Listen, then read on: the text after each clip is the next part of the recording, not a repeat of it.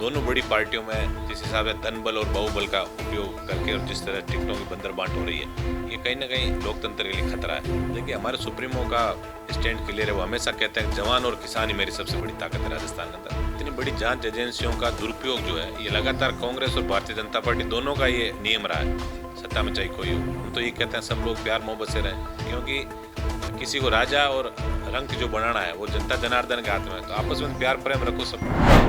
राजस्थान में भाजपा कांग्रेस अपनी अपनी तैयारियों में बिजी है, मशगूल है, लेकिन इस बीच राजस्थान में तीसरा खेमा बनाने को बेताब नागौर सांसद हनुमान बेनीवाल लगातार अपना प्रभाव राजस्थान में बढ़ाते हुए नजर आ रहे हैं। इस बीच उनकी आवाज़ पे मौजूद है और जो समर्थक है, जो टिकट के दावेदार है, वो बाहर लाइन लगा के बैठे हुए हैं, उम्मीदवार जता रहे हैं।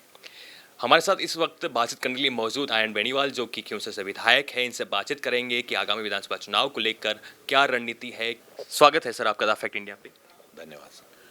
कब तक आपकी पहली सूची जारी हो जाएगी, सबसे पहला सवाल। देखिए, कल हमारा जो आज़ाद समाज पार्टी के कांसीराम के नाम से जो पार्टी है, उनके सुप्रीमो चंद्रशेखर जी के साथ हमारा गठबंधन हुआ है। सिर्फ सूचियां जारी करना ये कोई बड़ा काम नहीं है। हम ये चाहते हैं कि जो शोषित, दलित, पीड़ित और समाज के अंतिम छोर पर बैठा व्यक्ति, जब तक उसकी सत्ता में भागीदारी नहीं होगी, तब तक लोकतंत्र की जो मूल भावना जो है, संविधान निर्माता बाबा साहब अम्बेडकर ने जो सपने देखे थे विकसित भारत के, और ये था कि समानता का अधिकार मिले। लेकिन आज जिस हिसाब से दोनों बड़ी पार्टियों में जिस हिसाब से धन बल और बाहुबल का उपयोग करके और जिस तरह टिकटों की बंदर बांट हो रही है, ये कहीं ना कहीं लोकतंत्र के लिए खतरा है। हम ये चाहते हैं कि गरीब और पिछड़े वर्ग के लोग वो आगे आएँ, और एक दो दिन में हम लोग सूची जारी करेंगे। क्या आपने तय कर लिया है कि किन विधानसभाओं पे कौन कौन किस पार्टी के तवज्जो दी जाएगी उम्मीदवारों को, आज़ाद पार्टी के और आरएलपी के पार्टी के नेताओं को? देखिए, हमारे सुप्रीमो का स्टैंड क्लियर है। वो हमेशा कहते हैं जवान और किसान ही मेरी सबसे बड़ी ताकत है राजस्थान के अंदर। तो जवान और किसानों को टिकट देगी हमारी पार्टी। तो बीते दिन प्रदेश अध्यक्ष गोविंद सिंह डोटासरा के घर पे ईडी रेड मारती है पेपर लीक को लेकर, और तमाम कांग्रेस पार्टी आज सड़क पे नजर आने वाली है, मास्क निकालने वाली है, ईडी का घेराव करने वाली है। कैसे दिखते हो आप? देखिए, इतनी बड़ी जांच एजेंसियों का दुरुपयोग जो है, ये लगातार कांग्रेस और भारतीय जनता पार्टी दोनों का ये नियम रहा है। सत्ता में चाहे कोई हो। आज एक खबर और भी पड़ी कि एक आईएएस के घर पे एसीबी ने छापा मारा है। तो चुनाव के वक्त ही ईडी, एसीबी, सीबीआई और इंटेलिजेंस का ये छापा मारना, ये कहीं ना कहीं लोकतंत्र के लिए शुभ संकेत नहीं है। ये कहीं ना कहीं दबाव में लाके और पार्टी ज्वाइन कराना। जैसे हमारे नागौर के अंदर भी जो कांग्रेस की कद्दावर नेता थी, उनको भी ईडी और सीबीआई का डर दिखा कर उनको बीजेपी ज्वाइन करवाई। तो ये कहीं ना कहीं हम एक तरफ नैतिकता की बात करते हैं लोकतंत्र में, दूसरी तरफ जांच एजेंसियों का दुरुपयोग करके, और हम चाहते हैं कि ये लोग दबाव के पौर जो प्रेशर पॉलिटिक्स है, उससे कहीं ना कहीं इधर उधर पार्टियों के अंदर एक आप ज्योति मिर्धा की बात कर रहे थे, भाजपा ने उन्हें नागौर से टिकट दे दिया है।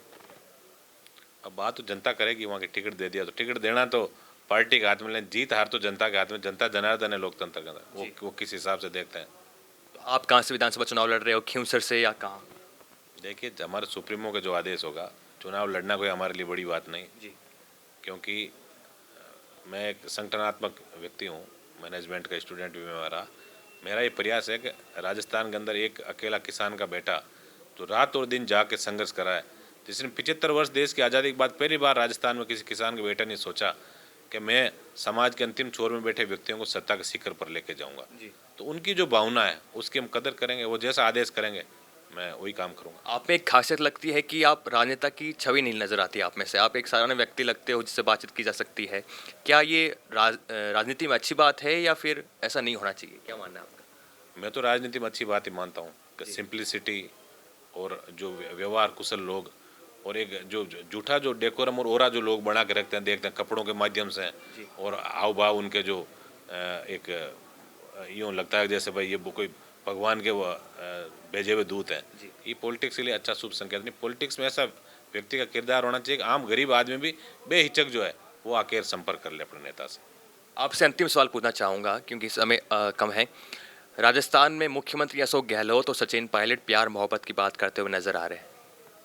अच्छी बात है यदि प्यार मोहब्बत, हम तो ये कहते हैं सब लोग प्यार मोहब्बत से रहें, क्योंकि किसी को राजा और रंक जो बनाना है वो जनता जनार्दन के हाथ में है। तो आपस में प्यार प्रेम रखो सब लोग जी। अच्छा मैसेज प्रदेश की जनता के सामने जाएगा कि हम सब लोग प्यार मोहब्बत से जो है वो चुनाव लड़ें और चुनाव के बाद फिर जो है एक विकास हमारा विजन होना चाहिए।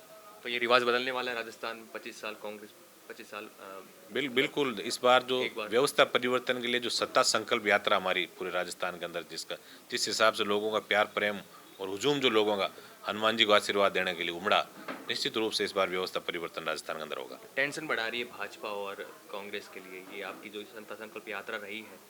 देखिए अभी इन्होंने एक बार तू और एक बार मैं के माध्यम से इन लोगों ने प्रदेश को लूटा।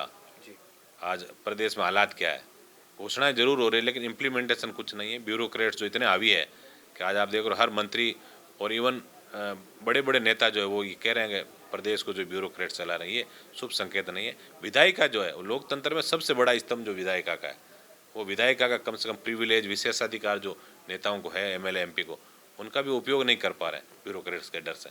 तो ये कहीं ना कहीं शुभ संकेत नहीं लोकतंत्र के लिए। तो राजस्थान में आरएलपी पार्टी जो चुनावी रण है अपनी सेना बढ़ाते हुए नजर आ रही है और बीते दिन चंद्रशेखर आज़ाद की जो पार्टी है और हनुमान बेनीवाल की पार्टी आरएलपी दोनों का गठबंधन हो जाता है और राजस्थान की 200 सीटों पर चुनाव एक साथ मिलकर लड़ने का ऐलान कर देते हैं। देखना होता है कि भाजपा कांग्रेस को आरएलपी पार्टी कितनी चुनौती दे पाती है और नाक में दम कितना कर पाती है। कैमरा साथी योगेंद्र सिंह के साथ मनीष गौड़, जयपुर। ताज़ा खबरों के लिए विजिट करें द फैक्ट इंडिया की वेबसाइट और डाउनलोड करें द फैक्ट इंडिया ऐप।